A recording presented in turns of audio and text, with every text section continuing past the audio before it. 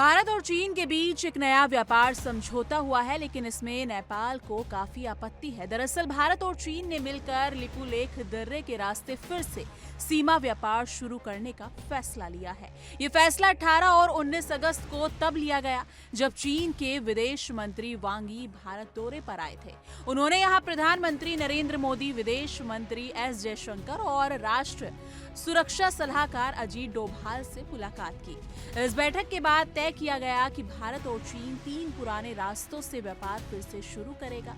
लिपुलेख, शिपकीला और नाथुला पहले इन रास्तों से सामानों की अदला बदली होती थी, लेकिन कोरोना महामारी और कुछ वजहों से इसे रोक दिया गया था। अब दोनों देशों ने मिलकर फिर से व्यापार शुरू करने का निर्णय लिया है, लेकिन इसी बात पर नेपाल को गुस्सा आ गया। नेपाल ने 20 अगस्त को एक आधिकारिक बयान जारी कर कहा कि लिपुलेख, काला पानी और लिम्पियाथुरा उसके अपने इलाके हैं। नेपाल का कहना है कि ये जगह महाकाली नदी के पूर्व में आती है और इसलिए इन्हें नेपाल के नक्शे और संविधान में शामिल किया गया है।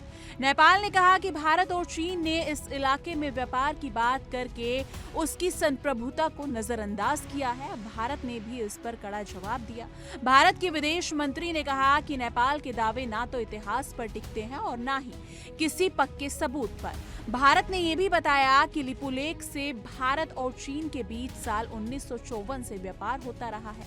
ये कोई नई बात नहीं है, बल्कि कई सालों से ऐसा होता रहा है, इसलिए नेपाल की आपत्ति बेबुनियाद है। अब थोड़ा पीछे चलते हैं। लिपुलेख, काला पानी और लिपियाथुरा का विवाद नया नहीं है। ये अब इलाके भारत और नेपाल की सीमा पर आते हैं।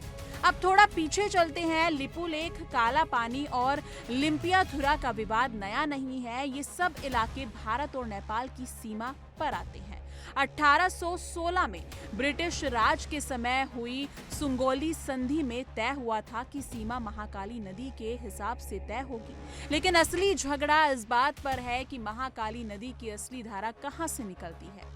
इसी को लेकर भारत और नेपाल के बीच विवाद बना हुआ है। भारत का कहना है कि ये सारे इलाके भारत के ही हैं और भारतीय सेना यहाँ लंबे समय से मौजूद है।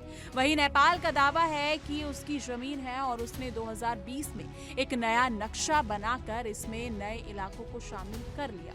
अब सवाल ये उठता है कि नेपाल और भारत के रिश्ते फिर से खराब होंगे।